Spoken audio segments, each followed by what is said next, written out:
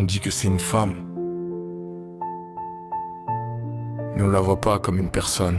On la voit comme un silence, comme quelqu'un qui doit toujours endurer, sans parler, sans refuser. Dans la maison où elle vit, c'est là que commence la guerre, là où les mots deviennent des larmes enfermées dans la cuisine, là où les mains qui devaient la protéger deviennent des armes pour la blesser. On lui dit, c'est ton foyer. Mais ce foyer devient une prison. La nuit devient un jugement, sans juge, sans témoin pour l'écouter. Dans la société, elle parle mais on se tait, ou bien on dit, c'est de ta faute. Sa vérité est étouffée par des oreilles qui refusent d'entendre. L'injustice se cache derrière le mot tradition. À l'école, on apprend aux filles à être patientes, mais on ne leur apprend pas à se défendre des mains censées enseigner. Deviennent celles qui brisent leurs rêves en silence. Dans les églises, on prie, mais leurs larmes ne sont pas entendues, car certains de ceux qui parlent de Dieu se cachent derrière lui pour faire le mal.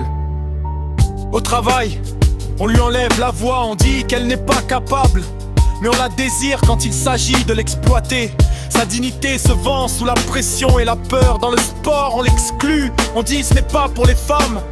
Comme si le talent avait un genre, comme si les rêves avaient des limites imposées. Même dans les tribunaux, là où elle cherche justice, elle se retrouve souvent face à un autre combat. On la questionne comme si elle était coupable au lieu de la voir comme une victime.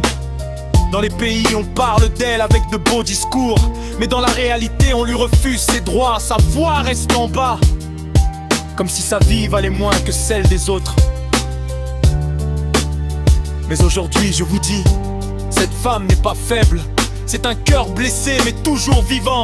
Une voix réduite au silence, mais pas éteinte. Ce n'est pas ce que vous avez fait d'elle, c'est ce qu'elle peut devenir. Ce n'est pas une partie de la souffrance, c'est une histoire qui mérite le respect. Donnez-lui la dignité qu'elle mérite. Donnez-lui ses droits, respectez-la, parce qu'elle est un être humain comme vous. Si vous entendez ces voix, ne restez pas silencieux. Soyez la voix de ceux qui ne peuvent pas parler. Soyez le changement que vous voulez voir, car les larmes cachées ne doivent plus rester cachées pour toujours.